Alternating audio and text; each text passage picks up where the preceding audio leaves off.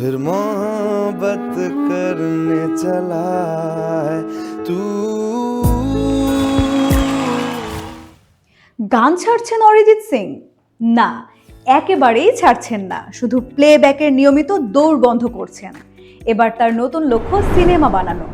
ক্যামেরার পেছনে বসে বলবেন অ্যাকশন। এটা নতুন কিছু নয়, এর আগেও অনেক গায়ক সিনেমায় ঢুকেছেন, কেউ সফল হয়েছেন, কেউ বা শুধুই ঘাম ঝরিয়েছেন। ভারতের দিকে যদি তাকাই, অঞ্জন দত্ত, যিনি গান দিয়ে নাম করেছেন, তারপর পরিচালক হিসেবেও প্রশংসা পেয়েছেন।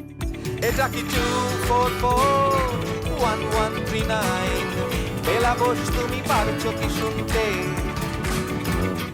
মানে গায়ক থেকে পরিচালক, এই পথটা সম্ভব।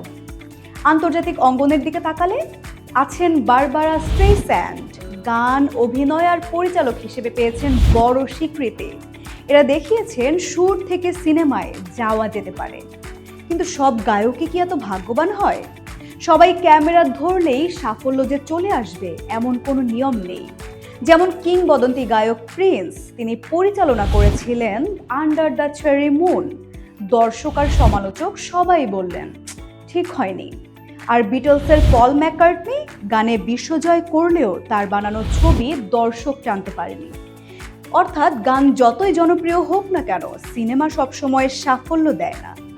গান আর সিনেমা দুটোই শিল্প, কিন্তু দক্ষতা এক নয়। গল্প বলা আলাদা, দৃশ্য সাজানো আলাদা, দল পরিচালনা করা আলাদা। এখানে সময় লাগে, লাগে ধৈর্য।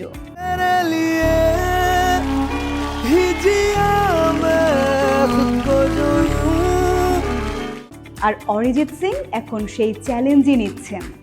যার গানে কোটি কোটি মানুষ কাঁদে, হাসে, প্রেম করে, এবার তিনি চাইছেন পর্দায় সেই আবেগটুকুই ফুটুক।